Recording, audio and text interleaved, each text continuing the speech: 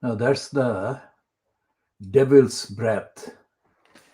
Devil's breath was plotted by this 19-year-old girl, Diana Christia, with her boyfriend named here Osei, Joel Osei, 26. Joel Osei is of African origin, and Diana Christia is of white origin, and they murdered an Irish dance instructor and dancer, inspirational dancer, named as Adrian Murphy. So 32 years for the Devil's Breath murderer, but his girlfriend, his accomplice, has been also convicted of murder, of the same murder, and she will be sentenced later. Now, where does it say? Yes.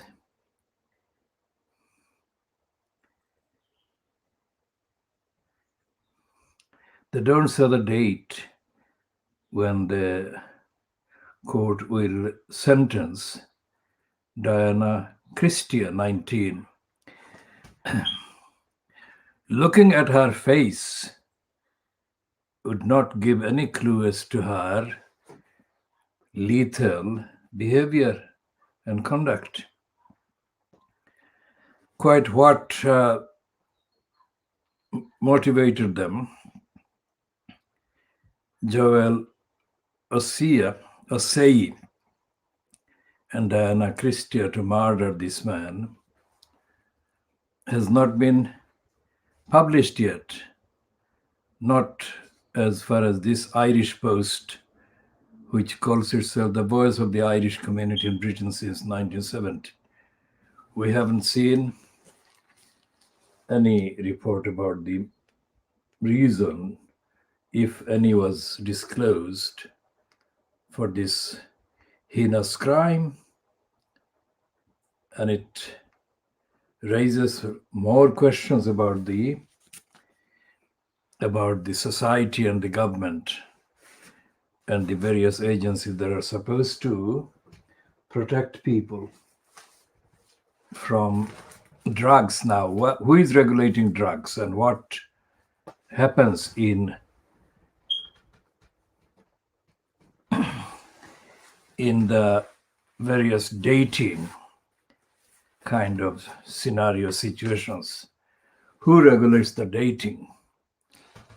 No discussion about that either in the Irish Post that has carried the piece that we have just been looking at, and nor in the mainstream so-called Fleet Street papers.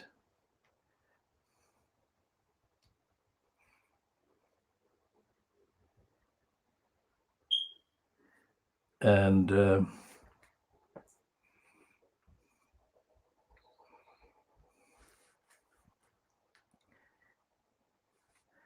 there is nothing but propaganda about this. See, the information that they're suppressing would have explained a lot of the kind of physical behavior of the virus, and would have most certainly given a lot of people information that is vital in order to protect themselves, but they're not doing that. It's a headline about the date of the schools, but not the details, either in the Mirror or in the rest of the papers. Incidentally, this is the first edition of the KhoodeelaarTV television campaign, world exclusive diagnosis of Fleet Street on Thursday, the 28th of October 2001. We didn't broadcast any edition yesterday, and we shall come to that why.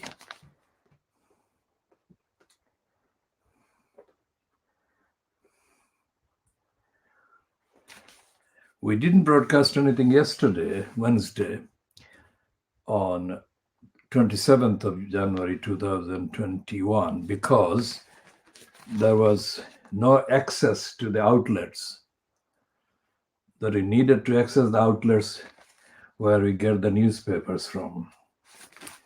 And the access was due to a lack of access to banking facilities that are absolutely essential. Talking about lack of access, the outlets, the so-called supermarkets, Sainsbury's, Tesco, and so on, are robbing customers. There is hardly any choice, and in the lockdown, because of the limitations to the transport and travel, the shopping choice or shopping kind of varieties have been very significantly restricted.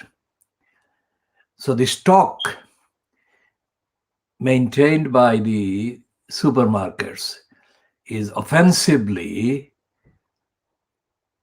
unrelated to and in denial of the limitations of the lockdown. In fact, they are selling poorer goods, stocking poorer goods, and the varieties are even less accessible and less kind of useful to the customer than before the lockdown and before the pandemic. And the same applies to all the others that are monopolies, because these are really de facto monopolies. In the most of these supermarket stores are monopolies in their particular kind of areas. And the same applies to the, of course, the public transport system, which we and our campaign uses. And the public transport system has not been really updated, despite the fact that there is a stream of propaganda for the workers. There is no propaganda, there is no information for the passengers, the users.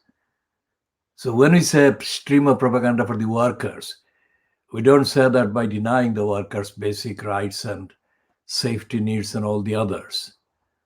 But shouldn't that be extended to the huge majority of the people who are the customers? Without the customers, what work could the workers be doing? So these are the kind of very short references to the limitations and the denials of the access and the service needed by the consumers, the customers, the people. And the COVID apology, so-called, that was shamelessly paraded on behalf of Boris Johnson's career by the lying Fleet Street dailies yesterday, Wednesday, the 27th of January 2021. The apology was a complete sham, dishonest, and it was intended, scripted, in order to boost the electoral appeal of the Boris and Boris Johnson fronted cabal to the majority of the gullibles. The gullibles, the brainwashed people who voted for Boris Johnson and who voted for Brexit and voted for Johnson's so-called election that was given to him by Jeremy Corbyn for the stunt dated the 19th of December. Sorry, 12th of December, was it 19th of December, 15th of December? We shall come to the date of the election. That is the 2019 election is what we are talking about essentially. So we shall check the date and come back to the date, updating the date on which the election was staged. And there is an admission on today's Financial Times, which is rare again, which says the Johnson's Brexit logic could curse his union stance. Union meaning the United Kingdom in the context of the imminent, it is possible, imminent kind of standoff that is going to follow the scheduled May 2001 election for the Scottish Assembly. Because Nicola Sturgeon, the SNP leader, has repeatedly stated that if she wins the election, which at this date, most of the pollsters are predicting she will, then she will have the election, the referendum that is after that, not long after that, on whether Scotland should become independent of the United Kingdom. So Robert Shrimsley is writing a piece about the stupidity of Boris Johnson, and the logic is not intended as a compliment. In context, it is intended to mean his stupidity. And that is what Robert Shrimsley's piece is about, is saying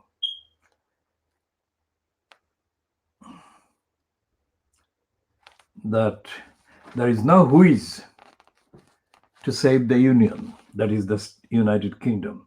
Boris Johnson knows better than most the power of an independence movement in full flow. Well, he's referring, that is Robert Shrimsley, referring to Brexit, of course. Then he goes on, but now he finds himself behind the very barricades he once so joyously stormed. The news from Scotland is all bad for the UK Prime Minister, as he faces a buoyant separatist movement and the horror that he may be remembered as the man who lost the Union. If the SNP maintains its grip, another vote cannot be dodged. Scotland cannot be held indefinitely against its will. The Union cannot be maintained by delay or constitutional tweaks. Ultimately, it can only be saved by winning the argument. Now, there is no way that Boris Johnson has got any argument at all, because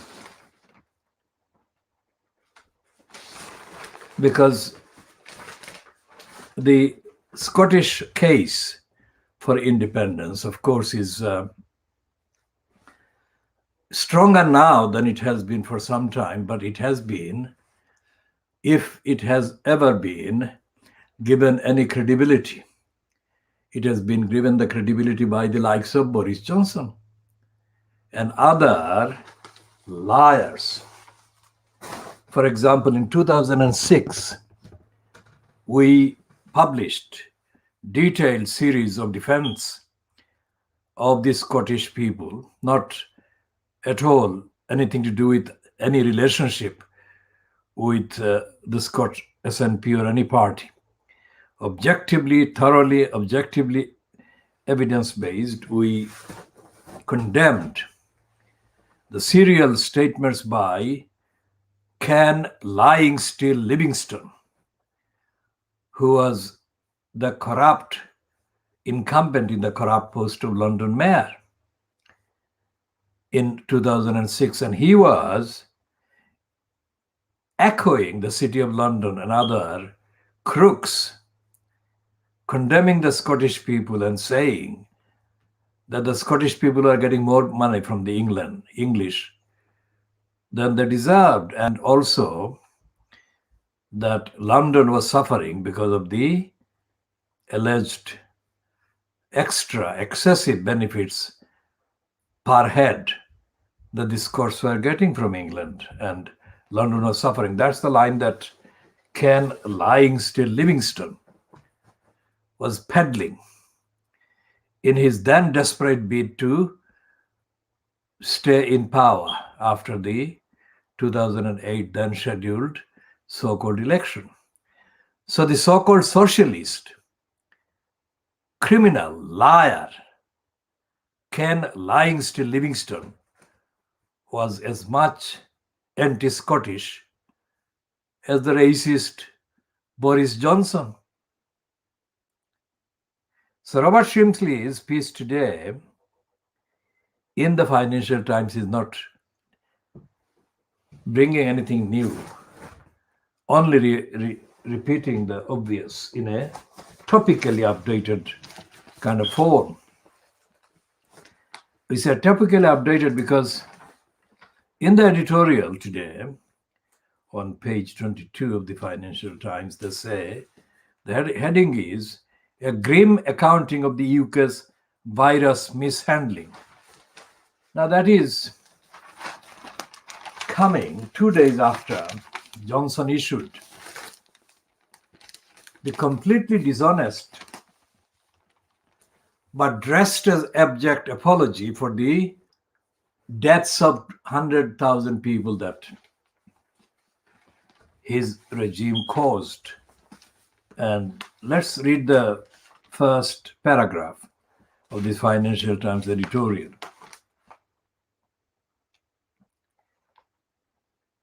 It is not too early to learn lessons from the 100,000 death toll. Through the cruel months of pandemic, raw statistics have been drained of their power to shock. Yet reaching 100,000 deaths, more than twice the civilian toll in the Blitz, what the mean is when the Nazis attacked Britain in the 1940s, has struck a nerve across the UK, more than the Nazis murdered. As the Archbishop of Canterbury and York, or the Archbishops of Canterbury and York, note in an eloquent letter, each number is a person, someone we loved and someone who loved us. Even this figure understates the true toll, which is absolutely correct. We cannot forget the tens of thousands of indirect fatalities. Cancer patients, heart attack sufferers, all the victims of avoidable or premature deaths due to delayed diagnosis or lack of intensive care beds. So the final paragraph on the editorial says, in parallel, whatever the pressure from some Tory backbenchers in Parliament for a swift easing, the exit from today's lockdown needs to be prudently handled. A phased reopening of activity, including schools, should be based on objective targets for reducing transmission rates, not arbitrary date setting. Experience has shown that premature easing stores up problems for the future. Too many lives have already been lost. All possible efforts must go towards limiting the numbers that will follow.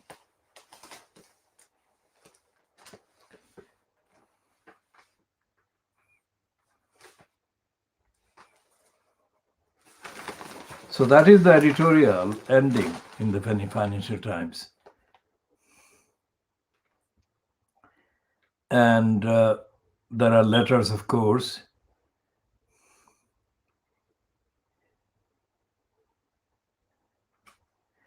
And the letters include a letter about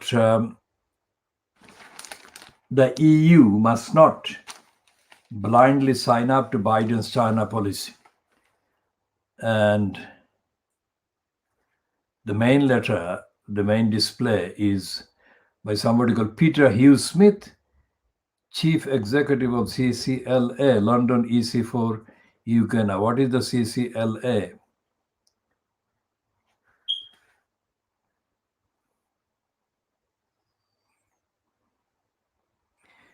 it is obviously not spelling out the CCLA in there, but it is a apparent business doing business about modern slavery. Business by expressing staging concern about modern slavery. So when I say staging concern, is it my being unkind to the writer, or am I relying on the contents of this stupid letter?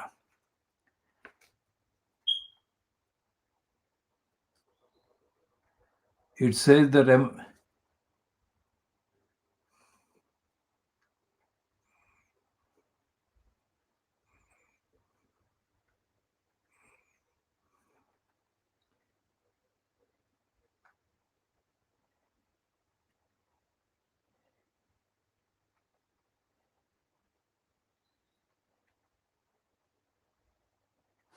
this is a company's based kind of propaganda piece.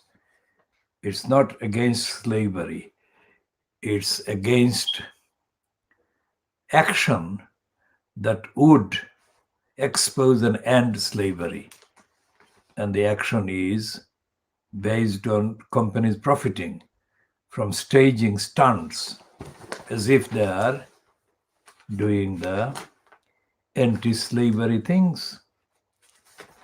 Okay, so the Financial Times also has a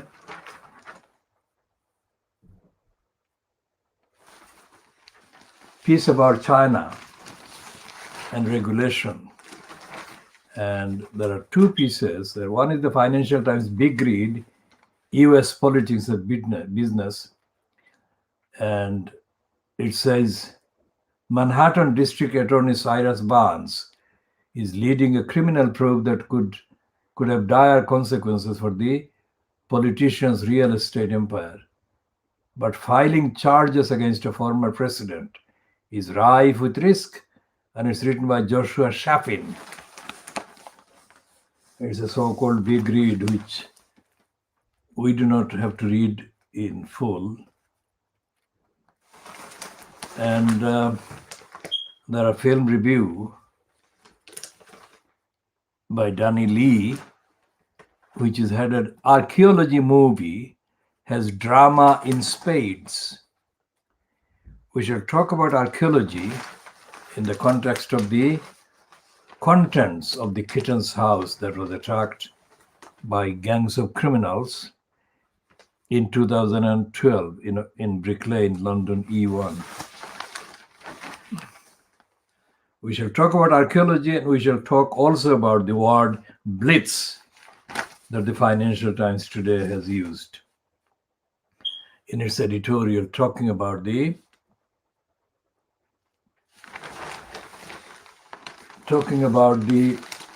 numbers of people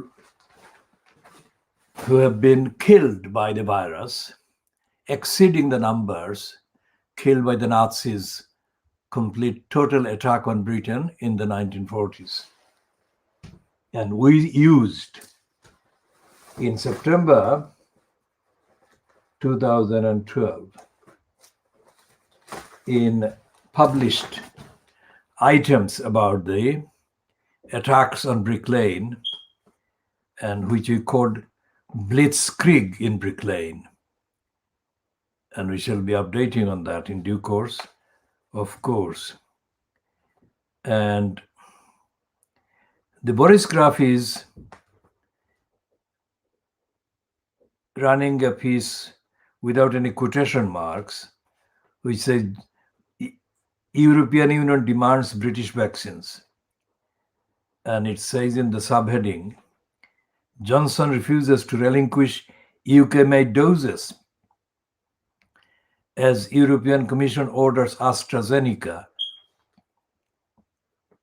to divert supplies.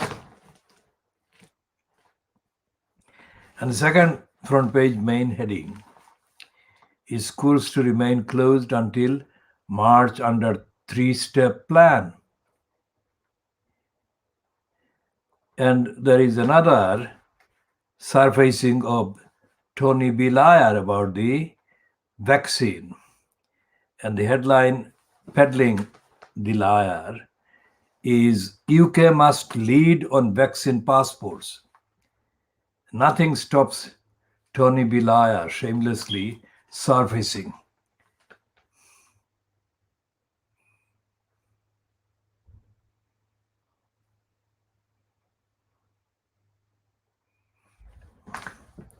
And it's a lobby. Blair is lobbying for G7. And he's saying in this piece, in the summary, the main details are on page 8, but on the front page summary, it is reading this. Tony Blair has called on ministers to establish a single global vaccine passport. A single global vaccine passport scheme throughout the G7, or risk others dictating the rules. And it says in a report published by his institute. Now this mass murderer, Tony Blair, is lobbying for G7 against the evidence that G7 is another bloc. That is to say, another kind of alliance, very much in economic terms, very much similar. Of course, the details are different, but very much similar in terms of agenda and the narrative to the European Union. So he is in denial about the fact that Brexit has begun.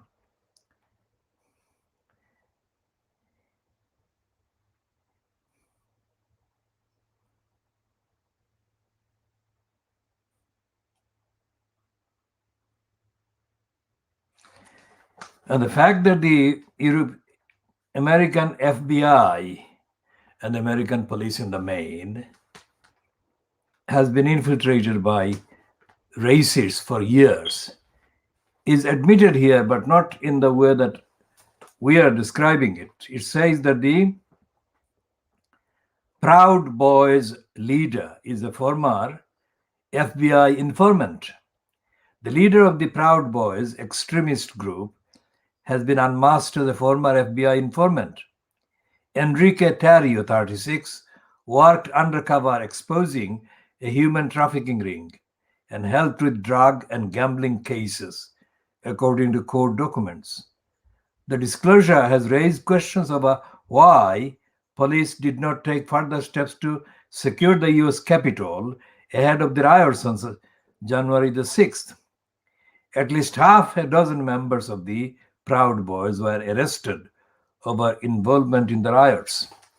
Well, the police didn't take action, as hundreds of American commentators have been saying, because the police are part of the narrative, the agenda of the Proud Boys and the others who invaded and staged the insurrection on the Capitol.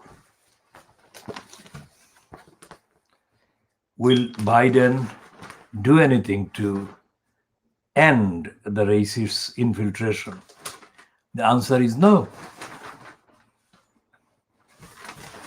Biden will not do anything that will end racism in the USA.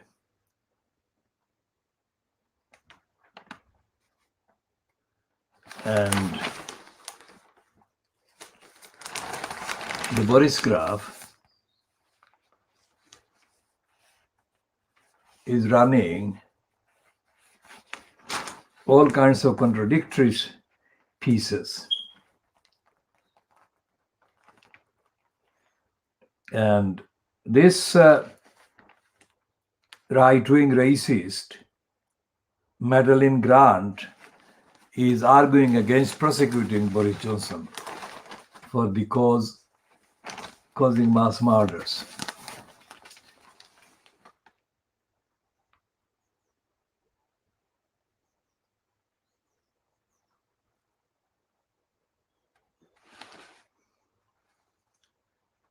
And the Boris graph is giving a kind of soft image to Johnson by running a picture of Larry the cat Larry the cat is obviously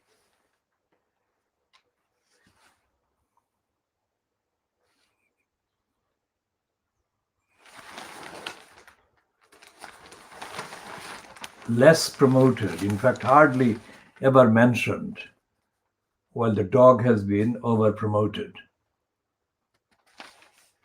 And the Boris Graf is also running another piece for Kate Middleton, completely dishonest promotion for Kate Middleton, who has nothing to do with really encouraging anything about inspirational lives of Holocaust survivors. But that's the line that they are running in promoting her.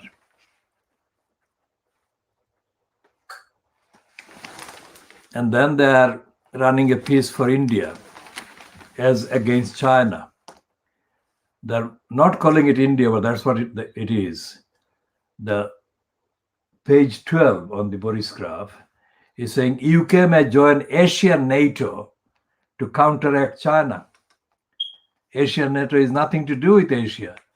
It's to do with the BJP, Narendra Modi, and the BJP's politics.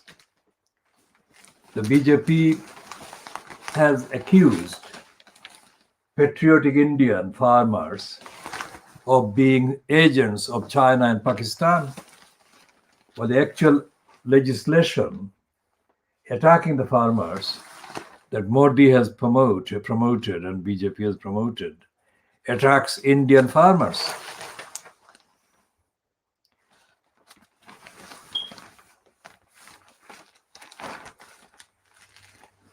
And the Boris Graf, Kate Andrews, this is the CIA, FBI, Donald Trump right-wing woman called Kate Andrews, is peddling for Rishi Sunak. This is dubious, to say the least. And it has got a long editorial against the Labour Party.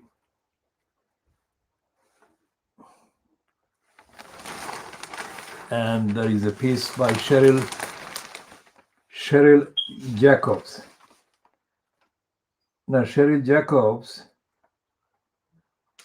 is writing under heading, "The terrifying truth is that China is winning."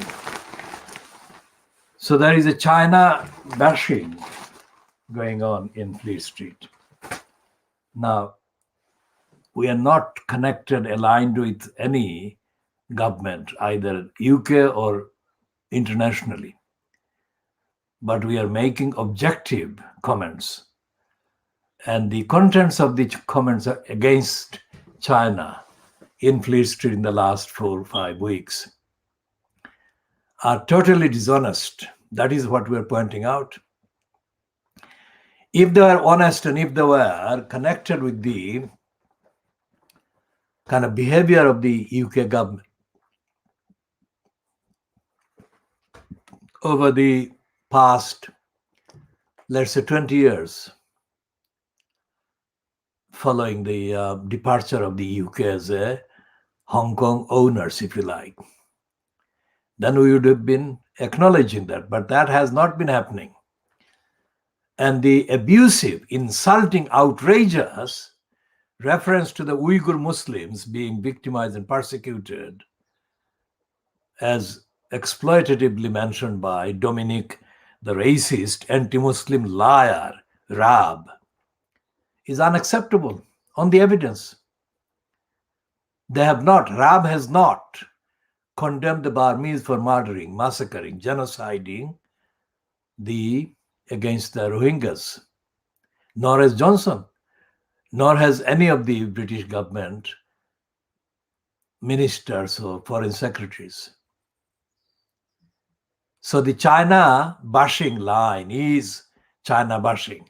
It's not based on evidence of honest, sincere, universal kind of opposition to genuine persecution of opponents and suppression of democracy and of genocidal policy against the Muslims that the Chinese regime has been following, or regimes have been following over the decades.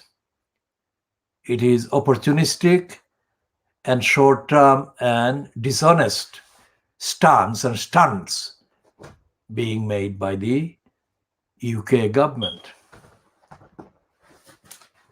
And the UK kind of Fleet Street.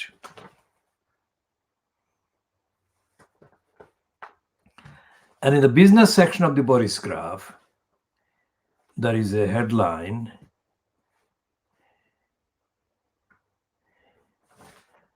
White House on alert as day traders unleash fury.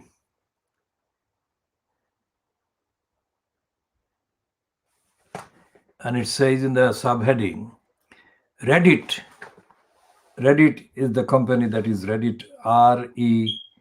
Reddit users war on hedge funds gains Washington's attention with buying frenzy reaching UK shores.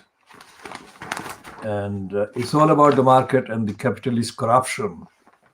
It is not about democracy. It's not about ending corruption, ending the swamp, the Trump swamp. It is Trump swamp. It is promoting corrupt market and corrupt capitalism.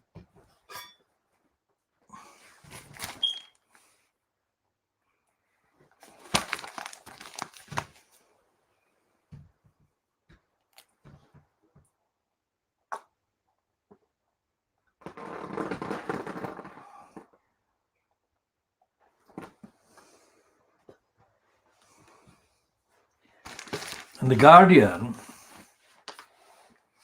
is continuing this corrupt, racist, hypocritical, pretentious kind of recognition of African origin people, which is a cover, which is not what it seems.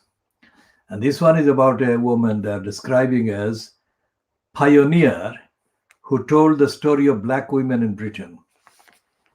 That is a double-edged kind of stupidity.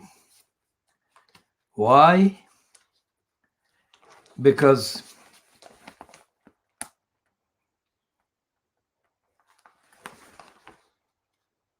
Black women in Britain are not what the headline or the phrase Black women suggests there. There is no homogeneity, and in terms of the access to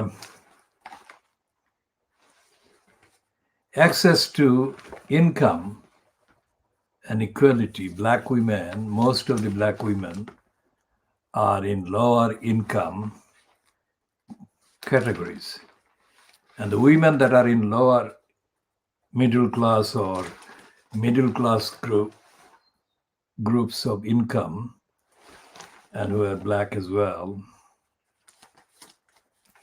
are socially not in solidarity with the Black sisters in poverty and low income and in degradation. And so therefore the Guardian is lying, and also the attack by a Black woman of African origin on an Asian woman, Muslim woman, in the Bethnal Green Road typifies the lack of solidarity and the lack of kind of thoughtful thinking attitude by the so-called Black women about other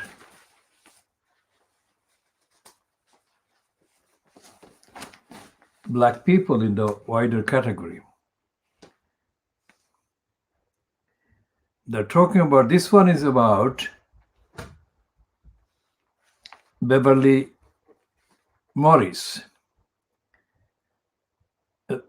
Bryan. As a British Black Panther and friend of Olive Morris, Beverly Bryan fought for civil rights, decolonized her classroom, and co-wrote a seminal book on Women and Race, interview by Toby Thomas. Now, we shall be talking at length about Black Lives Matter and the lack of solidarity among Black people, women, men, and Black people of African origin and Black people of Asian origin, let's say. We shall talk about that in due course and updating our commentary on the Black Lives Matter, which is a shambles in Britain. The so-called campaigners for Black Lives Matter are not recognizing the Black lives that matter in all of society. And that dates back to the days of the Windrush arrival and before. And the fact that the Black community or the leaders or the spokespersons or the people who are allegedly the leaders of the community are silent about all the reasons, all the causes, and all the factors, and all the dynamics that underlie the various levels of lethal internal violence within the Black communities is not something that is invented by us in this campaign, but that's the fact, that's the dominant reality. And the likes of Herman, the mental slave liar, Ousley, who appointed himself a member of the House of Peers by abusing his position as an ethnic surrogate appointee of the Blairite diversity display, confirms the intentional criminality instituted by the likes of Tony Blair and others, who have promoted the likes of the liar Herman, mental slave stooge Ousley. Ousley benefited from my work at the Inner London Education Authority, where I had argued for an anti-racist Black person to be appointed the education officer at the Inner London Education Authority. But Ousley jumped on that completely corruptly and promoted himself, and he got himself appointed the education officer. I had not intended him to be in that post whatsoever. I was a politically active member of the Schools Committee and other committees on the Inner London Education Authority.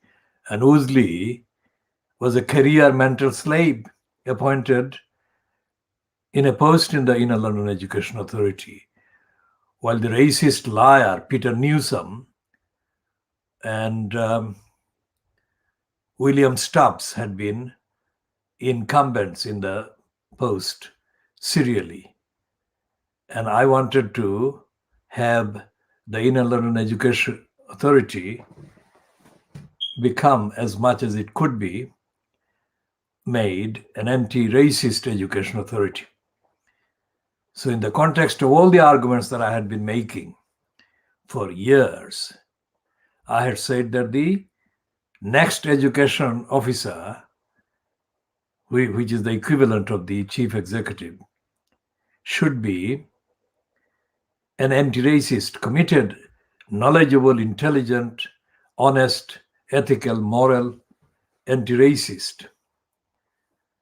And the fact that the racists, all of them racists like Francis Morel and others, appointed the mental slave Herman Ousley, who had been chief executive at the corrupt Lambeth Council, shows that they were definitely going to perpetuate the racist status quo in the Inner London Education Authority. And the racist mental slave personified by, embodied by Harmoniously, matched their scam and their scheme and their plot.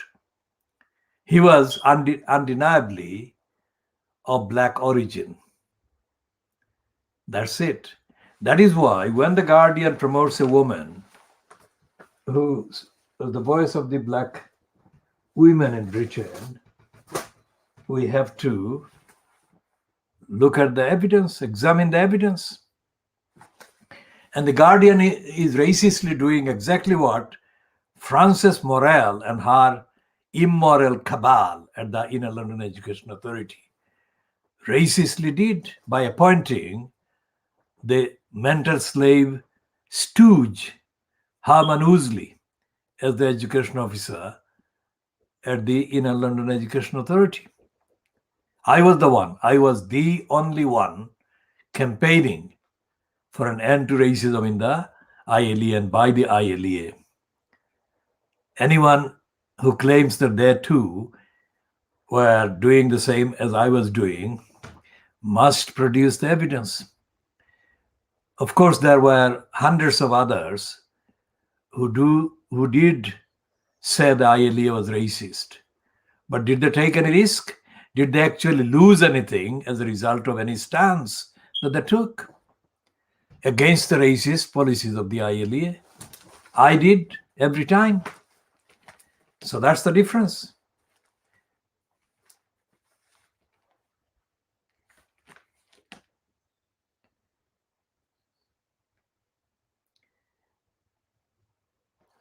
And here is a rule-breaking item about what they're calling a COVIDiot, which is the Rita Ora. Now, they haven't done anything similar about Boris Johnson, his father, any other member of his family, or about Dominic Cummings or Boris Johnson himself on the breaking of the rules. And this woman, despite the naked kind of ambition and naked progress or descent of her career, she actually claims to be of Muslim background. So could the fact that she is a Muslim background have anything to do with the fact that they're exhibiting her as a COVIDiot? We raise the question.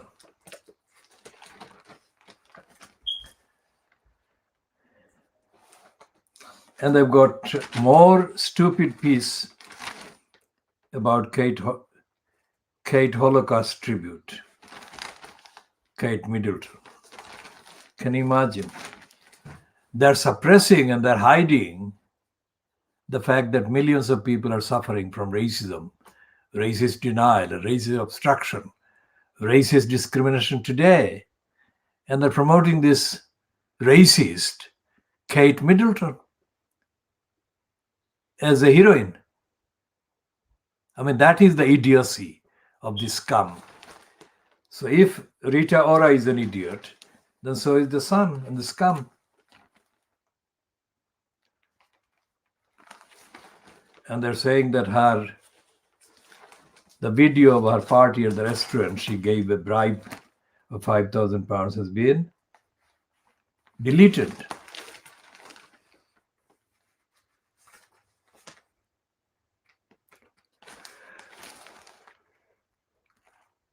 And they're saying that the European Union, they're doing a word play on that back. They're saying back off. So the other four-letter word is replaced by back off. So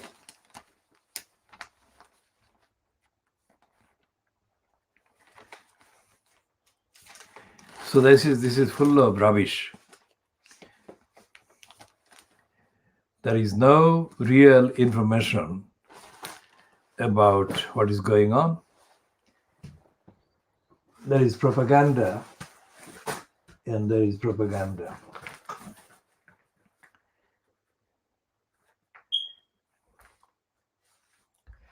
And there is a piece in the Times on page 1 which says that Johnson's so-called cabinet is allegedly split over reopening date for schools.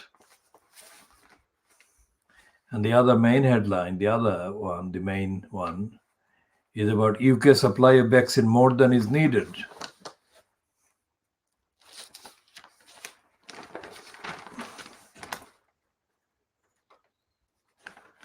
There's a piece of news that is doing the rounds, is about the protesters who have dug a warren of tunnels in secret in Houston against the HS2. So we shall be talking more about that. And we're predicting that will not succeed because there is no equivalent political campaign that is ongoing to stop the HS2.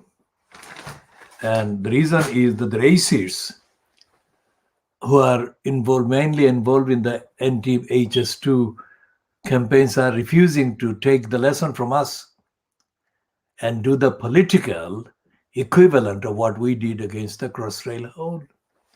We did the political, constitutional, ethical, and moral campaign, in addition to organizing street events and street demonstrations, including the ones in January.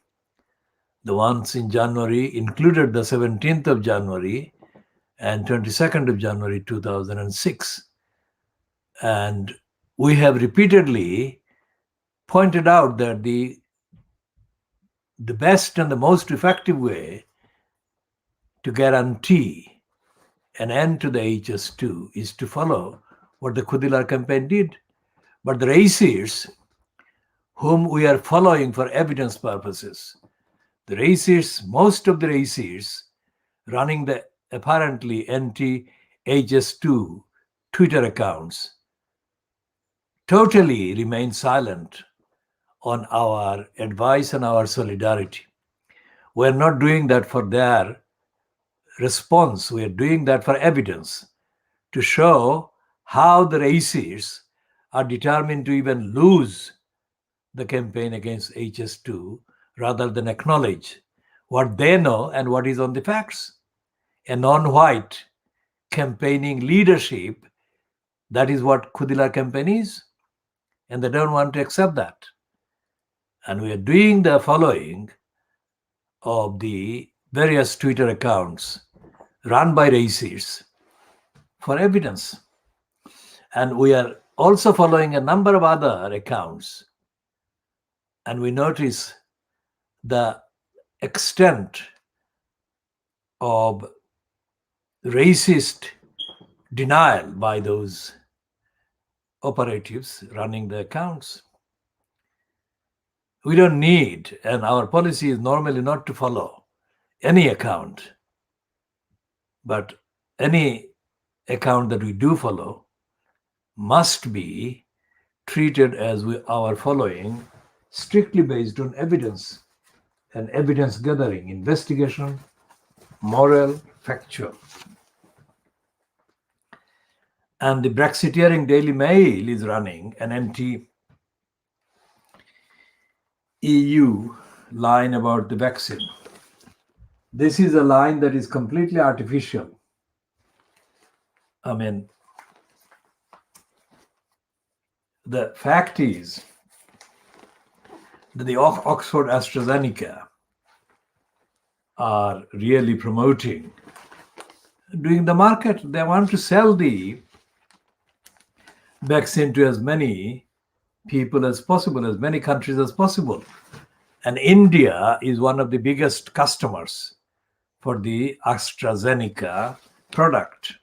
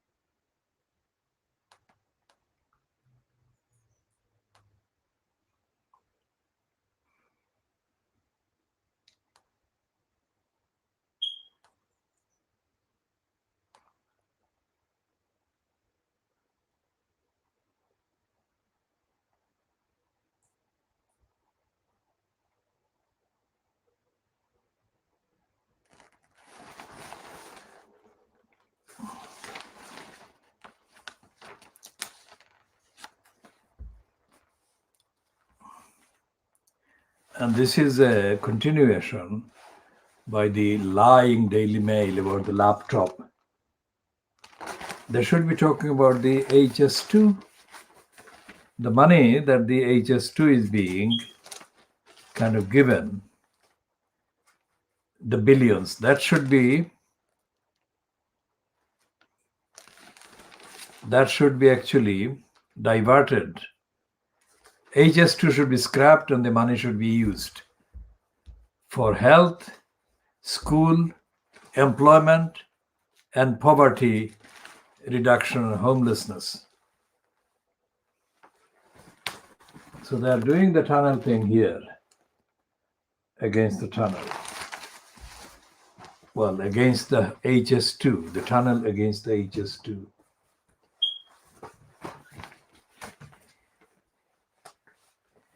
And the I newspaper is now completely following the Brexiteering agenda. It's running the line again, following the Daily Mail and the scum. EU demands share of UK's vaccines. Now that should not be the news. It's a market. The vaccine is being sold in the market.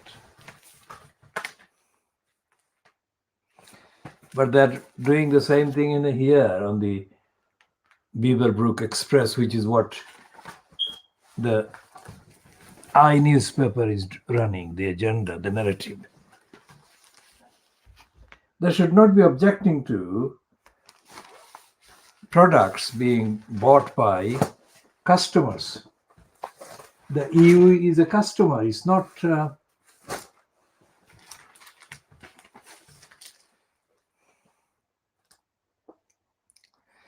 and what an idiotic headline on the Daily Star on the front page. So you should be taking longer look at the later parts. So this is 09:23 hours GMT. This is ending the part A of the World Exclusive Diagnosis of Fleet Street. Part A on Thursday, the 28th of January 2021.